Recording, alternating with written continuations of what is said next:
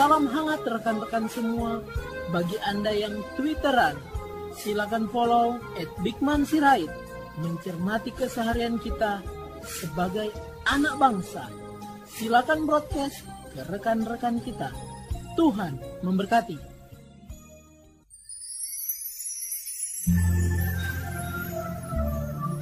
Salam sejahtera para pendengar yang terkasih.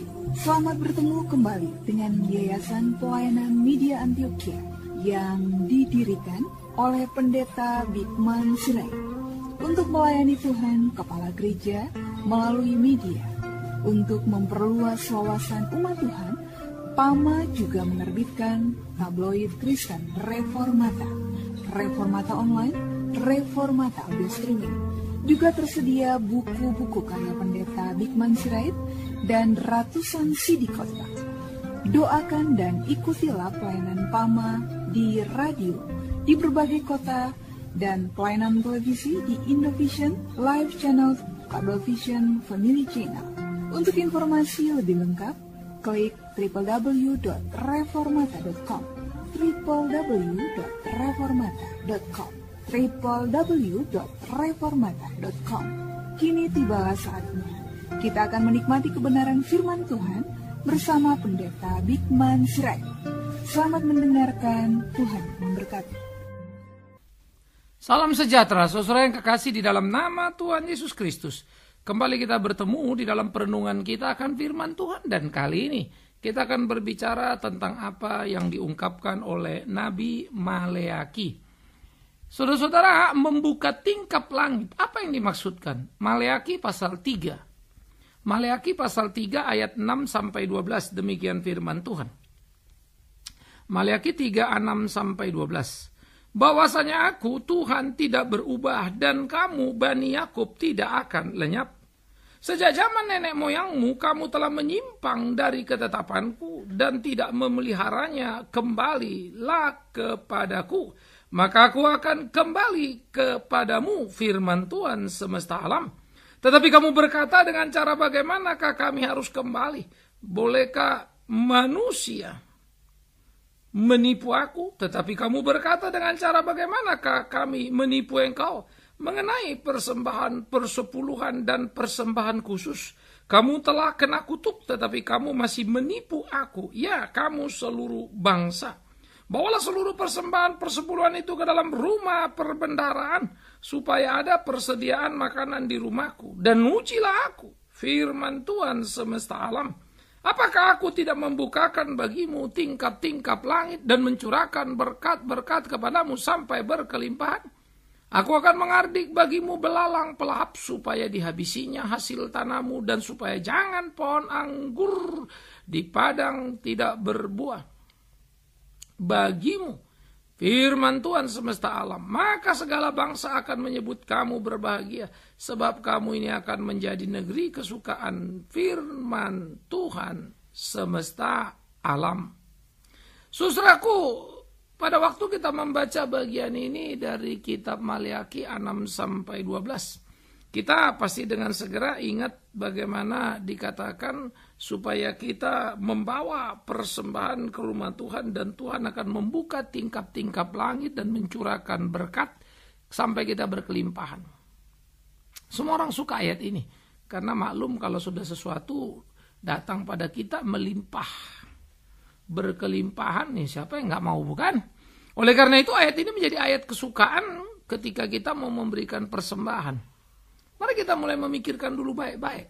Apa sebetulnya yang dimaksud oleh Maleaki, sama seperti yang kita maksud sekarang ketika kita membaca bagian ini. Saudara-saudara, Maleaki berbicara berbeda. Maleaki tidak berbicara seperti kita berbicara. Dia menyampaikan yang lain. Dia bukan menyampaikan seperti yang kita inginkan. Maleaki adalah nabi sesudah dari pembuangan. Ya.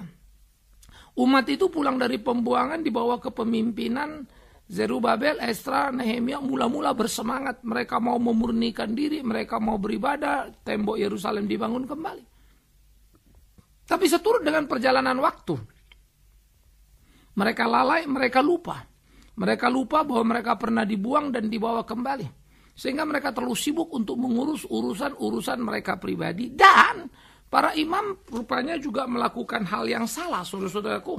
Di pasal 1 dijelaskan bagaimana pencemaran pada korban bakaran, bagaimana meja Tuhan dihinakan. Nah, para imam telah berlaku hal yang salah.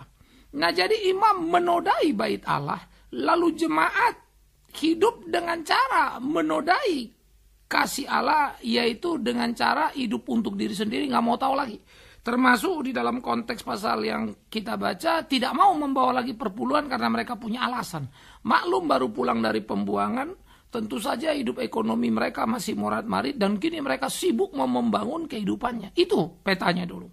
Sementara para imam mengambil keuntungan mulai lagi dengan kebiasaan-kebiasaan mereka dari sebelumnya, ya. Bahkan sebelum mereka dibuang, imam-imam sudah biasa mengambil keuntungan di dalam bait Allah.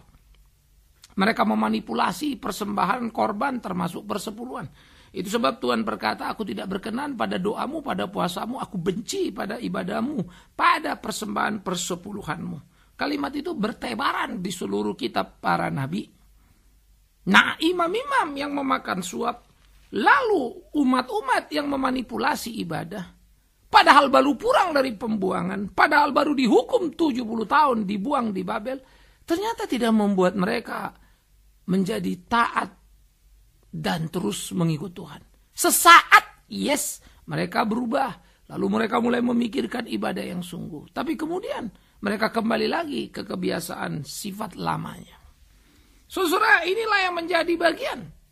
Sehingga bagaimana dikatakan bahwa mereka digugat oleh Tuhan. Makanya dibilang, bahwanya aku Tuhan tidak berubah dan kamu Bani Yakub tidak akan lenyap. Sejak zaman nenek moyang kamu telah menyimpang dari ketetapan-ketetapanku dan tidak memeliharanya. Kembalilah padaku maka aku akan kembali padamu, firman Tuhan semesta alam. Tapi kamu berkata, dengan cara bagaimanakah kami harus kembali? Ya, bolehkah manusia menipu Allah? Saya suka kalimat ini, perhatikan. Bolehkah manusia menipu Allah? Jadi pasal ini, bagian ini tidak bisa hanya kita baca ayat yang kita suka, ayat yang 10 tok. Tapi baca dari malah pasal 1. Paling tidak di perikop ini dari ayat 6. Bahwa kitab Maleakhi adalah kitab teguran. Bahwa umat itu adalah umat yang salah. Umat itu kembali kepada cara hidup yang lama. Padahal mereka baru dibalikkan dari pembuangan di Babel. Mestinya mereka hidup penuh rasa syukur dan terima kasih kepada Tuhannya. Nyatanya tidak. Karena bengkoklah hati mereka, Tuhan berteriak kepada mereka. Oleh karena itu Tuhan berkata, bolehkah manusia menipu Allah? Karena orang itu mulai tanya-tanya, bagaimana caranya kami kembali kepada Allah? Nah, ketika diungkapkan bahwa memang Tuhan adalah Tuhan yang berjanji dan memilih Yakub, dan Tuhan itu berjanji dan tidak pernah mengingkari janjinya. Dia tetap dulu, sekarang, sampai selama-lamanya. Tetapi umat Israel lah yang berubah-ubah dalam kehidupannya. Taat, tidak taat, berontak, dan seterusnya. Dihukum oleh Tuhan, balik lagi, bolak lagi. Tapi Tuhan tidak pernah meninggalkan umat kepunyaannya. Tapi pertanyaannya, mana umat kepunyaannya? Israel? No. Israel yang sejati. Tidak semua Israel. Bukan karena darah daging. Tidak semua Israel. Bukan karena kebangsaan atau garis keturunan. Israel hanya Israel kalau sikap imannya benar. Musa bilang jangan sunat lahiriah, tapi sunat batiniah. Ya. Rahab perempuan Yeriko, Rut perempuan Moab, tapi dua-dua jadi Israel yang sejati. Perhatikan bagian itu. Banyak orang Israel ditulahi Tuhan dan mereka mati di perjalanan dari Mesir menuju tanah perjanjian. Mereka bukan Israel sejati. Begitu pula dalam perjalanan sejarah Israel. Banyak yang dihukum Tuhan. Mereka bukan Israel yang sejati. Nah, kembali. Begitulah umat Tuhan ini kembali sama saja. Ada yang murni, ada yang tidak murni, ada yang sejati, ada yang tidak. Nah, karena itulah kemudian mereka selalu berbolak-balik di dalam soal ibadah, memutarbalikkan fakta. Seakan-akan Tuhan itu tidak peduli pada mereka. Mereka mau menggugat kalau Tuhan ada, kenapa kami dibuang di Babel 70 tahun. Mereka lupa sebelum pembuangan terjadi pun Tuhan sudah berbicara lewat nabinya. Baik Yesaya maupun Yeremia bahwa mereka akan dibuang 70 tahun lamanya. Dan akan dibawa kembali. Tangan Tuhan menghukum, tangan Tuhan menolong. Itu harus dipahami. Oleh karena itu ketika umat ini berdalih membuat Tuhan murka dan marah kepada mereka. Nah, oleh karena itulah dikatakan, bolehkah manusia menipu Allah? Namun kamu menipu aku. Tapi mereka bilang, dengan cara bagaimana kami menipumu? Mengenai persembahan persebulan dan persembahan khusus. Nah, perhatikan di dalam bagian ini. Jadi mereka tidak membawa persembahan karena mereka memikirkan kehidupan mereka. Ya, jadi mereka mau bangun rumah, ada alasan. Tuhan marah kepada mereka, perhatikan. Tuhan marah pada mereka, perhatikan. Tuhan marah pada mereka. Bolehkah manusia menipu Allah? Jangan lupa kalimat itu. Bolehkah manusia menipu Allah? Sekali lagi. Jangan lupa kalimat itu. Bolehkah manusia menipu Allah? Bagaimana kami menipumu? Dengan persembahan itu. Kau tidak membawa ke rumahku, tapi kau makan untuk dirimu. Jadi Allah marah, Allah murka. Sehingga dia berdebat dan berkata, ayo sekarang kau bawa seluruh persembahan persepuluhan itu ke dalam rumah perdanaan, supaya ada persediaan makanan di rumahku. Ujilah aku, kata firman Tuhan semesta alam. Apakah aku tidak akan membukakan tingkap-tingkap langit dan mencurahkan berkat kepadamu sampai kamu berkelimpahan? Tuhan marah, saudara-saudara. Ini bukan kalimat anjuran. Bagaimana saudara bisa memahami kalimat ini lalu saudara memberi persembahan? Emang saudara penipu yang menipu Tuhan dan kemudian sadarlah karena engkau sudah menipu Tuhan selama ini. Kau bilang kau perlu ini, kau bilang kau perlu itu, sehingga kau tidak memberikan persembahanmu. Tapi kalau kemudian saudara memberikan persembahan berdasarkan ini, ingat bahwa saudara penipu. Saya nggak penipu, Pak. Lalu kenapa kau memberikan berdasarkan hardikan Tuhan? Kan jadi masalah kan? Karena itulah saudara-saudaraku yang kekasih, memahami satu ayat tidak bisa lepas dari perikop. Memahami satu perikop tidak bisa lepas satu pasal. Memahami satu pasal tidak bisa lepas dari satu kitab. Memahami keseluruhan, harus menggali semua, mengerti semua. Baru kita bisa mengerti firman yang hidup itu. Nah, inilah yang mestinya kita tumbuh kembangkan dalam kehidupan kita, supaya kita makin mengerti apa yang menjadi kehendaknya, dan kita hidup berkenan kepadanya untuk kemuliaan namanya. Saudara yang dikasih oleh Tuhan Yesus Kristus, di dalam pergumulan, perkelahian, pertandingan kehidupan, jalani hari-harimu, layani Tuhanmu, berkenan hidup seperti apa yang Dia mau. Itu penting. Oleh karena itu, jangan pernah menjadi gentar dalam hidupmu, jangan pernah menjadi takut dalam hidupmu. Layanilah Tuhan dalam kemurnian hatimu. Tapi orang-orang Israel pulang dari pembuangan tadi, ingat, hidup mereka seperti itu. Nah, kalau saudara memberi persembahan berdasarkan ayat ini, artinya tadi ya, saudara adalah penipu yang menipu Allah. Saudara hidup tidak benar, tidak pernah memberi persembahan sampai Tuhan menghardimu. Akan kubuka tingkap surga kalau engkau memberi, apakah aku tidak membuka tingkap surga? Artinya, emang kalau kau ngasih sama Tuhan kau jadi kere. Emang kalau kau ngasih sama Tuhan kau jadi tidak punya apa-apa, itu loh. Apa kau pikir aku tidak akan membuka tingkap surga untuk memeliharamu? Mengapa? 40 tahun orang Israel berjalan dari Mesir menuju tanah perjanjian. Dari mana mereka dapat makan minum?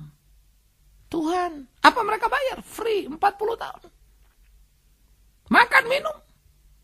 Jangan bilang air payau atau air pahit bisa diminum. Batu pun bisa dibuat Tuhan mengeluarkan air. Tuhan memberikan mereka mana tanpa mereka cari. Cuma satu yang Tuhan mau. Jangan ambil lebih. Diambil lebih juga untuk cadangan besok. Busuk hasilnya. Artinya, mereka memang memberi apa di padang gurun? Gak ada yang mereka bisa beri kepada Tuhan. Mereka cuma orang budak yang keluar dari Mesir kok. Tapi Tuhan memberi kepada mereka. Apa yang mereka butuhkan dari hari ke hari? Mereka tidak punya pekerjaan, mereka tidak punya income. Apa yang mereka bisa serahkan? Tapi Tuhan tidak pernah lalai memberikan kepada mereka. Mereka dalam perjalanan dari Mesir menuju tanah perjanjian. Bagaimana punya uang? 40 tahun itu. Tidak pernah ngasih persembahan, apalagi perpuluhan dari mana hitungannya. Tapi mereka hidup itu dipelihara Tuhan. Namun tadi lagi, yang benar diberkatinya, tapi yang salah bengkok hati menyembah lumbuk emas, dipagut ular, dihukum Tuhan mati mereka. Telan bumi, gempa terbelah dua. Jadi kita bisa belajar melihat Alkitab yang sangat serius itu. Begitulah Maleaki mengingatkan kepada umat di Israel, sesudah pulang dari pembuangan, yang tidak taat, yang mau menipu Tuhan, dan Tuhan murka pada mereka. Mereka mau berdalih bahwa mereka mau bangun rumahnya, urus ini itu. Dan mereka tidak mau lagi bawa uang atau persembahan mereka ke bait Allah. Padahal itu adalah tugas dan panggilan mereka. Padahal bait Allah pun tidak akan menjadi rubuh, bait Allah tidak akan menjadi tertutup. Hanya karena Israel tidak memberikan persembahan. Tuhan adalah Tuhan serwa sekalian alam. Apalah susahnya bagi Tuhan? Air jadi anggur bisa, 5 roti 2 ikan cukup 5.000 orang kok. Apalagi cuma memenuhi kebutuhan gerejanya. Aduh, urusan kecil itu. Karena persembahan sebetulnya adalah privilege yang diberikan kepada umat untuk bisa memberi persembahan kepada Tuhan. Karena itu celakalah kalau umat itu berhitung. Karena itu Tuhan marah ketika mereka tidak memberi. Seakan-akan Tuhan tidak bisa memelihara. Itu loh penyangkalan imannya itu. Seakan-akan kalau mereka beri nanti mereka habis gak punya apa-apa. Tuhan marah di situ. Kau bawa sini, akan kubuka tingkap surga supaya kau tahu siapa aku. Padahal mestinya pengalaman nenek moyangnya 40 tahun dipelihara sudah lebih jadi cukup buat belajaran buat mereka. Tapi tidak pernah cukup tuh. Mereka punya cerita bagaimana Daud menang lawan Goliat. Itu karena penyertaan Tuhan. Tidak cukup tuh. Tapi mereka juga belajar bagaimana orang-orang yang dihukum Tuhan. Imam Eli anaknya yang dibantai oleh Tuhan. Gak belajar juga tuh. Bahkan Harun anaknya pun dihajar oleh Tuhan. Heran. Saudara-saudaraku yang kekasih, sebagai gereja Tuhan, sebagai orang percaya, mestinya lah kita belajar. Belajar bahwa sebelum kita memberi, Tuhan sudah lebih dulu memberi. Maka menjadi aneh kalau kita memberi, lalu dengan harapan Tuhan memberi kita. Berarti kita sudah membuat Tuhan. Tuhan yang tidak berdaya, Tuhan yang hitung-hitungan. Bukankah kita telah menjadi penipu, saudara-saudara? Kenapa kita mesti menipu hati kita? Kenapa kita mesti menipu iman kita? Tuhan lebih dulu memberi, baru kita bisa memberi.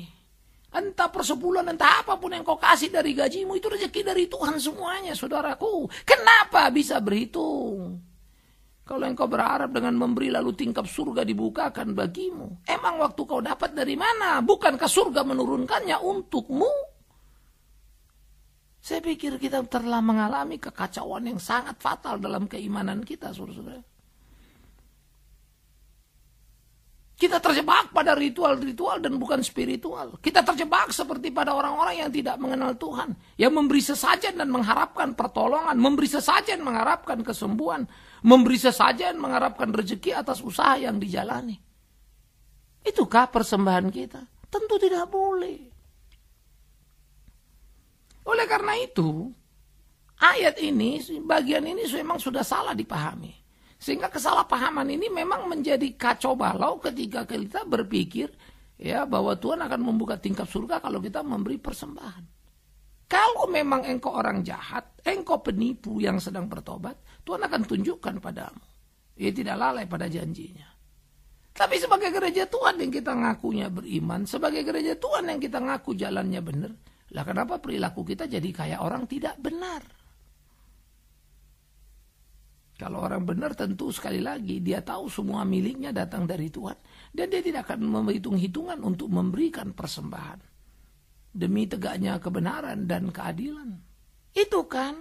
Dengan amat sangat mudah kita akan melihat dan memahami itu. Oleh karena itulah saudara-saudaraku yang dikasihi Tuhan. Persepuluhan bukan sesajen. Yang kau berikan supaya kau dapat rezeki. Kecuali kau anggap itu sesajen. Maka celakalah. Karena tidak jelas kepada siapa yang kau bertuhan. Orang-orang perjanjian lama disebut sebagai orang-orang yang sudah dikutuk pun kau masih kurang ajar kan begitu kan. Artinya apa? Hukum Taurat diberikan itu dalam tanda petik itu kutuk, yaitu dengan hukum Taurat mereka terbukti tambah berdosa dan tidak berdaya keluar dari dosa. Cuma maut yang mereka bisa dapatkan. Hukum Taurat digambarkan sebagai satu hukum kutukan sehingga mereka diwajibkan, dimestikan memberikan baik persepuluhan dan lain-lainnya. Tidak boleh tidak. Itu kata Alkitab. Ya, maka ayat 9 dengan jelas. Ya, kamu telah kena kutuk tapi masih menipu aku. Ya, kamu seluruh bangsa. Termasuk imamnya. Kamu kena kutuk memberikan persepuluhan. Masih mau menipu aku. Loh kok kutuk Pak? Lah iya, itu kan kewajiban yang tidak bisa dihindarkan. Kalau tidak dilakukan, ada suatu masalah yang bisa muncul. Kan begitu ceritanya. Makanya disebut kutuk itu kan gitu. Kalau ketentuannya kita penuhi ya kita selamat. Nggak dipenuhi ya binasa. Maka di PB kita sudah dilepaskan dari kutuk itu. Orang-orang perjanjian baru tidak lagi dibawa kutuk. Sehingga dia memberi bukan karena kewajiban. Dia memberi karena panggilan rasa syukur kepada Tuhan. Dia memberi karena sukacita. Dia memberi karena sukarela. Makanya Alkitab berkata, berilah berdasarkan apa yang ada padamu, bukan yang tidak ada padamu. Berikanlah dengan sukarela, bukan kewajiban. Dengan kesukaan. Oh, puji Tuhan. Tuhan yang luar biasa, Tuhan yang hebat, Tuhan yang menuntun, Tuhan yang membimbing. Betapa amat sangat mengagumkannya kehidupan kita. Jalanilah hari-hari kita di dalam takut akan Tuhan. Layanilah Tuhan dalam kesungguhan yang penuh supaya hidup kita berkenan kepadanya. Ia Tuhan yang ajaib. Saudara-saudaraku yang dikasihi oleh Tuhan Yesus Kristus.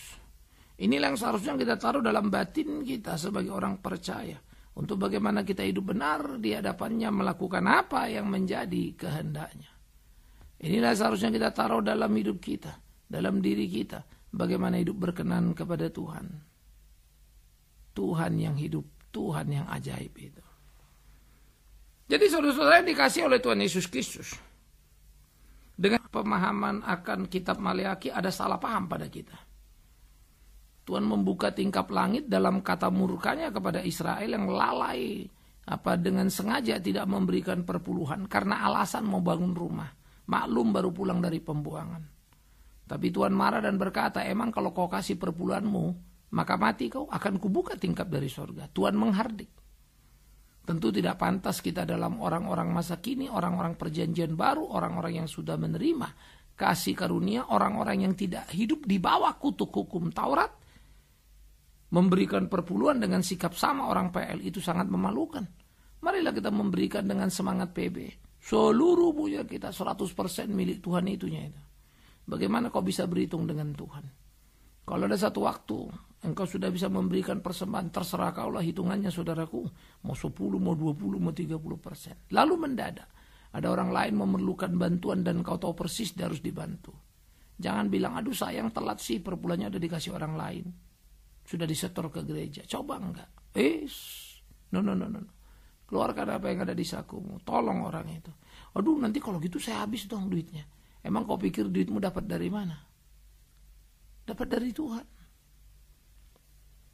Itulah rasa syukur orang percaya. Apalah artinya harta yang kita punya? Karena hidup kita milik Dia. Nyawa kita punya Dia. Makanya Yesus berkata pada murid-muridnya, buat apa kau memiliki seluruh dunia ini, tapi kehilangan nyawamu? Takutlah pada orang yang bisa mencabut nyawamu. Tuhan itu. Dia pemilik hidup kita. Karena itu kita perlu berhati-hati terhadap Dia. Jadi marilah kita belajar sebagai orang perjanjian baru memahami dengan tepat. Berikanlah persembahan dengan kesukaan, bukan supaya langit surga dibuka. Karena sudah terbuka maka kau dapat rezekimu. Yang kedua, jangan memberikan persembahan seperti memberikan sesajen. Memberikan sesajen lalu berharap akan ada dapat upah, dapat imbalannya nanti. Betapa bahayanya kalau sikap itu yang kita jalankan dalam bertuhan, dalam memberikan persembahan. Dan yang ketiga, tidak perlu kita bilang kalau tidak memberi perpuluhan mencuri uang Tuhan. Jangan bilang mencuri uang Tuhan karena tidak beri perpuluhan. Karena semua miliknya itu, milik kita itu milik Dia 100%. Kita bisa jadi pencuri besar. Jadi bukan soal perpuluhan saja itu. Kepelitanmu, kemalasanmu menolong orang lain itu. Jadi saya pikir ini penting untuk hati-hati sekali kita pahami dan hati-hati sekali untuk kita mengerti saudara-saudara. Supaya kita hidup jadi benar. Berilah persembahan sebagai orang yang sudah dimerdekakan oleh Tuhan, yang ditebus dari dosa, yang tidak lagi hidup di bawah kutuk hukum Taurat. Jangan hidup dan bersemangat seperti orang-orang PL yang hidup di bawah kutuk hukum Taurat itu. Karena itu, marilah kita memberi bukan berdasarkan Maleaki 3. Marilah kita memberi karena memang sudah semestinya. Tuhan sudah lebih dulu memberi pada kita. Dia lebih dulu mengasihi kita. Dia lebih dulu dari apapun yang kelak akan kita kerjakan. Tuhan sudah mendahului.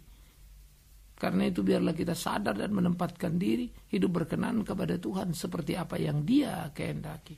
Itulah kehidupan yang semestinya. Maka dengan demikianlah hidup kita menjadi hidup yang memuliakan Tuhan. Hidup yang menjalani hari-hari di dalam dan bersama dengan Tuhan. Saudara-saudaraku yang dikasihi oleh Tuhan Yesus Kristus. Hiduplah untuk kebenaran. Berjalan dari jalan Tuhan. Supaya sungguh nama Tuhan ditinggikan, dimuliakan dan hidup kita boleh dikatakannya sebagai hamba yang baik. Karena hidup dalam kebenaran. Ingat, jangan hidup seperti orang di bawah kutuk. Tapi hiduplah dalam kemerdekaan yang sesungguhnya. Tuhan menolong kita, Tuhan memimpin kita. Tak salah dalam memberi, tak salah dalam melakukan apa yang Tuhan kehendaki. Supaya jangan kita sudah memberi, tapi Tuhan mencibir dan berkata, aku tidak buat, Apa tidak butuh persembahanmu? Aku muak dengan ibadahmu. Percuma kau lakukan. Karena apa yang kau lakukan hanya dengan mulut bibirmu, hanya karena kau ditakut-takuti, hanya karena kau tidak merdeka. Tuhan tidak suka. Semoga kita jujur memeriksa diri. Di mana kita ada? Tuhan menolong kita. Marilah memberi karena Dia sudah memberi. Marilah memberi bukan karena akan dibukakan tingkap sorgawi. Semoga kita tidak salah lagi. Amin. Kita berdoa. Namun sebelum kita berdoa, saudaraku, kita akan mendengarkan dulu beberapa hal-hal berikut ini. Shalom, jumpa lagi bersama kami Gereja Reformasi Indonesia Jemaat Antioquia, hadir untuk menginformasikan kegiatan ibadah Minggu 11 Mei 2014. Ibadah pertama pukul 7.30 dengan pengkhotbah Bapak Heri Sudarno, dan ibadah kedua pukul 9.30 dengan pengkhotbah Pendeta Bikman Sirait, bertempat di Lamonte Tamrin, Jalan MH Tamrin, Jakarta Pusat. Dilanjutkan ibadah ketiga pukul 17 dengan pengkhotbah Pendeta Bikman Sirait, bertempat di Pacific Place, Ruang Mediterranean Function Room, Jalan Jenderal Sudirman, Kapling 52-53, Jakarta Selatan. Untuk informasi bisa didapatkan melalui telepon 021 392 4229. Kami nantikan kehadirannya. Tuhan memberkati. Doakan dan hadirilah kebaktian kenaikan Tuhan Yesus. Gereja Reformasi Indonesia bertemakan How Great Thou Art dengan pengkhotbah Pendeta Bikman Sirait. Apakah yang terbesar di dunia ini? Semua orang coba menduga. Namun hanya satu jawab, Dia Allah pencipta. Dalam besar kasih memberi Kristus Yesus Tuhan Anak. Tidak ada yang lebih daripada itu. Ya, itulah kasih Yesus yang telah naik ke surga. Kamis 29 Mei pukul 17 bertempat di Hotel Millennium Jalan Hafak Krudit nomor 3 Jakarta Pusat. Untuk informasi bisa didapatkan di 021 3924229 3924229 atau klik www.kri.or.id. Jangan lupa kebaktian kenaikan Tuhan Yesus Gereja Reformasi Indonesia Kamis 29 Mei pukul 17. Kami nantikan kehadiran Anda. Tuhan memberkati. Mari kita berdoa. Kami bersyukur, kami berterima kasih ya Tuhan untuk cinta kasih-Mu. Berkati sertai kami dalam pimpinan-Mu supaya kami boleh berjalan di jalan-Mu, melakukan apa yang Tuhan mau. Kami juga berdoa supaya Tuhan mampukan kami hidup berkenan kepada Tuhan, untuk puji hormat bagi nama Tuhan. Bimbinglah kami ya Tuhan senantiasa, supaya kami makin dewasa dalam iman percaya, memberi karena Tuhan sudah lebih dulu memberi kami.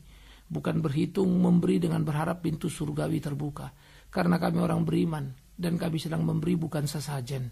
Tuhan, terima kasih. Seluruh yang ada pada kami adalah milik-Mu. Sadarkan kami akan itu. Demi Yesus Kristus sumber berkat sejati, yang kepadanya kami hidup dan melayani karena keselamatan yang sudah dianugerahkan. Terima kasih. Hidup kami adalah milik-Mu. Terpujilah Engkau Tuhan kami. Amin.